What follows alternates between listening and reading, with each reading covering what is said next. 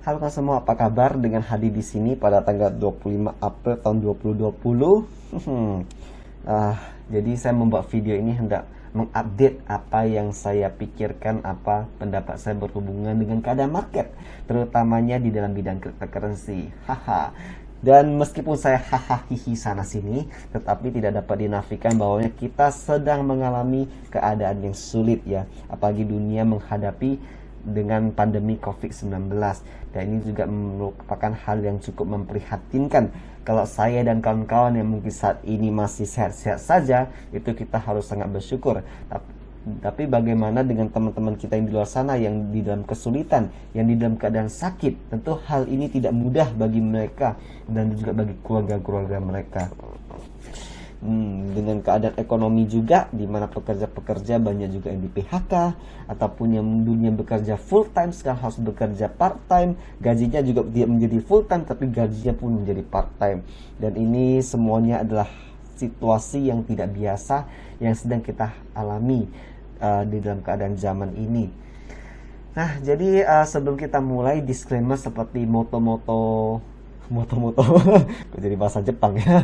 Seperti moto kita pada video-video yang lalu-lalu, bahwanya ini bukanlah merupakan nasihat investasi, tetapi hanya cuma sekedar apa yang saya pikirkan. Dan apa yang saya pikirkan, apa yang saya ngomong ini juga bisa menjadi hal yang salah, karena saya juga tidak terlepas merupakan seorang manusia yang tidak berdaya, yang punya banyak kelemahan dan juga sering membuat kesalahan. Jadi barangkali ada baiknya juga kalau saya ada salah, ataupun jika kawan-kawan di luar sana mempunyai pendapat yang berbeda, kita bisa sharing informasi dalam hal ini. Dan jadi dalam keadaan kripto pada saat ini, kripto market ya, hal yang harus kita perhatikan adalah Bitcoin halving. Bitcoin akan melakukan halvingnya 16 hari lagi dari sekarang. Dan ini merupakan hal yang kita bisa lihat relevan positif, karena kalau kita melihat history ataupun chart ya, di dalam dua halving yang terakhir itu tahun 2002 kalau nggak salah, 2002, 2016 dan sekarang 2020, 4 tahun sekali terjadi halving. Dan itu relatif naik, meskipun setelah halving harganya akan turun, tetapi dalam waktu 1-2 tahun ke depan itu biasanya akan naik lebih daripada puluhan kali lipat. Tapi kita tidak tahu ya, namanya juga market itu selalu berbeda, apakah hal yang sama akan terjadi atau tidak, kita tidak tahu. Tapi kita bisa melihat pada saat ini memang harganya sedang meningkat, pelan-pelan naik. Nah, jadi dalam hal ini juga kita harus berwaspada. Ada hal yang hendak saya sampaikan yang mungkin bisa jadi sesuatu yang penting juga. Kalau kita perhatikan di dalam gejala fenomena dunia cryptocurrency pada saat ini, orang-orang mulai melirik kepada namanya trading future contract. Oke. Jadi trading future contract ini sesuatu yang menggiurkan, karena kita bisa pasang leverage. Berarti kita bisa pasang entah leverage-nya 2 kali lipat, 5 kali lipat, 10 kali lipat, sehingga kita punya income juga bisa double-double. Tetapi ini bukan merupakan investasi yang bisa dibilang bukan investasi yang benar-benar investasi, karena sangat sering juga terjadi hal-hal yang sangat aneh ya, karena aneh dalam bentuk semacam kayak kita lagi betting betting kah kata yang tepat, betting dengan badar gitu. Kalau kalian melihat di sini, saya mau tunjukkan beberapa senario di Ethereum. Ini di TradingView ya. Ini adalah kontraknya Ethereum USD di Binance di tanggal 12 Maret baru aja terjadi, nggak sampai satu bulan yang lalu gitu ya. Itu kita bisa melihat harga terjadi lonjakan yang tidak pernah terjadi di harga pasar yang asli. Kalau kita melihat di sini harga Ethereum pada tanggal 13 kah? Oh ya, 13 ya. 13 Maret itu dari sempat anjlok ke sekian $80, tapi tiba-tiba naik dalam waktu yang singkat ke $320. Dan ini sangat tidak wajar ya, karena kalau kita melihat di harga aslinya, harga asli di pasar market aslinya itu di sini, di mana nih, di Kraken, itu tidak terjadi hal sedemikian. Sebentar ya, go through. Nah, Tidak terjadi hal demikian, tidak ada terjadi penaikan lebih daripada $100, $300. Nah, kalau kita yang tidak mengikuti trading future contract ini ya mungkin oke-oke saja, tidak begitu berdampak. Tetapi bagaimana dengan teman-teman kita yang mungkin memasang posisi short entah di sini, entah di sini atau di sana, dan kemudian terjadi lonjakan yang begitu hebat, dan lonjakan itu mungkin terjadi dalam waktu 1 detik, 2 detik, dalam waktu yang sangat singkat, dan mereka semua yang memasang posisi short itu akan langsung kena liquidated, akan kena MC call. Jadi kalau mau dibilang safe haven safe haven ya, investasi yang bisa dibilang kita benar-benar invest, kita beli dengan keadaan tidak ada pihak ketiga yang berusaha untuk memanipulasikan, adalah kita benar-benar memiliki cryptocurrency itu sendiri lalu kita simpan di dalam wallet kita. Jadi jangan kita mungkin di dalam hal seperti ini pengen mencari keuntungan yang berlipat-lipat ganda, kemudian kita memikirkan bahwanya saya beli ajalah future contract, memandangkan harga Ethereum cuma 194, masih ada potensi naik sampai $600, ataupun harga Bitcoin cuma 7.500. Wah, nanti saya beli sekarang dalam future contract, saya pasang leverage 5 kali lipat, lalu saya akan simpan, saya akan hold sampai entah harganya 15.000, lalu saya mendapat keuntungan mungkin 2 kali 5, 10 kali lipat pada waktu itu. Tetapi kalian tidak tahu apa yang akan terjadi. Bisa jadi nanti terjadi flash crash yang tidak sepatutnya terjadi, atau menjadi flash high yang tidak sepatutnya terjadi, dan ini akan sangat mengecewakan Anda pada suatu saat itu terjadi.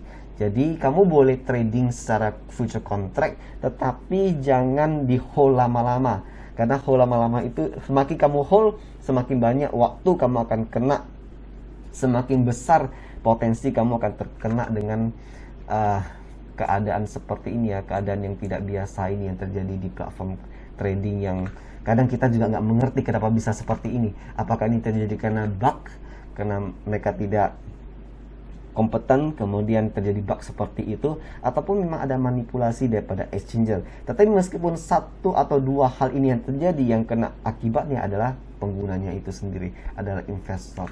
Jadi ini ada hal yang harus kita waspadai. Nah, jadi keadaan crypto market sekarang lumayan positif, terutama dalam Bitcoin yang akan terjadi halving 2 minggu lagi dari sekarang. Dan kalau orang-orang yang mungkin ketinggalan kapal, mungkin sekarang mereka sedang panik menunggu harganya lebih murah kalau bisa beli, dan orang yang sudah ada di dalam kapal itu mungkin merasa sedikit lebih lega. Tapi kita tidak tahu ya, mungkin pada keesokan hari akan jatuh atau tidak.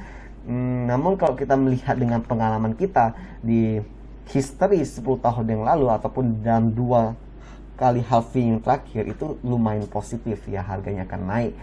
Dan bukan hanya cuma Bitcoin, kalau kita perhatikan Ethereum juga tidak jauh berprestasi baik. Karena kalau Bitcoin naik 1%, Ethereum itu bisa naik 2%. Ethereum lebih volatile, tapi kalau Bitcoin turun 1%, Ethereum bisa turun lebih dari 1%, mungkin 2% ataupun 3%. Dan Ethereum juga memiliki news yang bagus ya, karena mereka punya Ethereum 2.0 itu dilihat sudah ada progres dan mungkin bisa launching di tahun ini. Jadi Bitcoin dan Ethereum, kalau saya secara pribadi melihat, kalau kalian sudah memiliki beberapa ataupun kalian memiliki investasi di tempat seperti memiliki investasi dalam dua aset ini, kalian jaga baik-baik lah.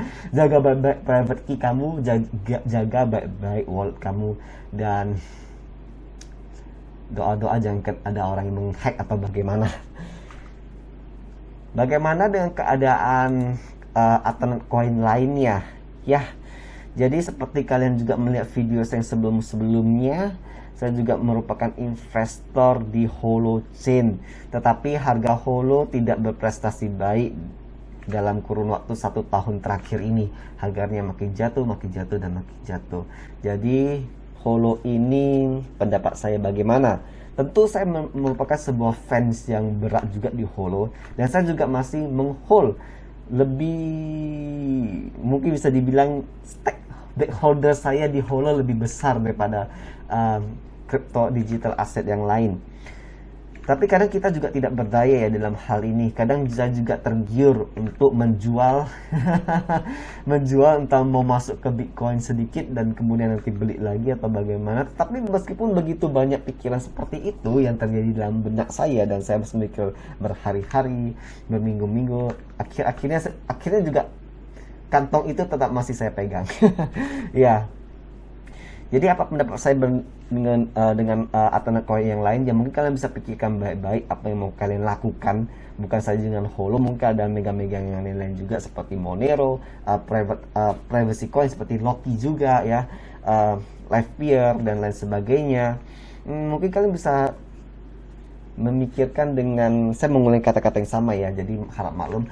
Mungkin kalian bisa mengambil waktu untuk menentukan mungkin apa yang terbaik lah ya. Kalau saya secara pribadi, saya masih memiliki keyakinan terhadap Holo, meskipun ada hal-hal yang cukup mengecewakan di Holo. Seperti contoh, mereka juga ada mem-PHK namanya Matthew. Aku cukup ngefans sama Matthew, tapi dia sudah tidak lagi di sana. Kalau di interview sudah nggak nampak lagi si Matthew Sekut, bagaimana cara mengeja nama belakangnya itu ya. Tetapi Holo juga memiliki progres di belakangan ini, karena mereka kemarin mengetes menjalankan node 400-an node lebih, itu katanya berhasil. Dan memang Holo ini merupakan sebuah teknologi yang sangat rumit, dan mereka harus mulai dari nol. Itu mungkin mengambil waktu yang lebih lama daripada yang diekspektasikan. Tapi apakah ada potensial? Ya, saya melihat masih ada potensial dalam hal ini. Saya rasa sekian dulu yang hendak saya sharing. Dan di dalam keadaan situasi seperti ini ya, mungkin yang harus kita hindari adalah, mungkin ya nasihat saya adalah jangan terlalu beremosi, karena mungkin kemendesakan kita mau cepat-cepat cari income untuk menstabilkan income kita. Tapi kalau kita didesak dengan waktu dan didesak dengan kebutuhan seperti itu, kita lebih cenderung sangat beremosional dan melakukan kesalahan dengan lebih sering. Jadi kita menghindari hal seperti itu. Jadi baik kita berpikiran lebih logis sedikit ya, jangan terlalu banyak ekspektasi terlalu tinggi. Dan kalau kalian perhatikan ya, orang-orang yang bisa dibilang paus, orang-orang kaya saat ini, itu malah mereka mencari kesempatan di dalam keadaan dunia seperti ini. Mungkin mereka lagi melirik hal-hal atau melirik investasi yang mungkin mereka bisa garap sekarang dengan harga yang murah, atau bisa jadi tanah, bisa jadi saham ya, saham dalam bentuk saham di bidang perbankan. Itu sekarang mereka lagi banyak incar, karena banyak orang ngomong nanti kalau dunia sedang normal kembali, itu nanti saham-saham di bank itu bisa naik lagi ya. Kita nggak tahu ya, itu mereka juga memiliki keahlian mereka sendiri, mereka juga memiliki senjata mereka sendiri karena mereka banyak duit. Ya, jadi kalau seperti kita ini yang normal-normal saja normal-normal saja, kita melakukan yang terbaik sajalah ya. Apa daya kita melakukan terbaik, dan saya harap kawan-kawan semua juga bisa melakukan yang terbaik dan sehat-sehat selalu.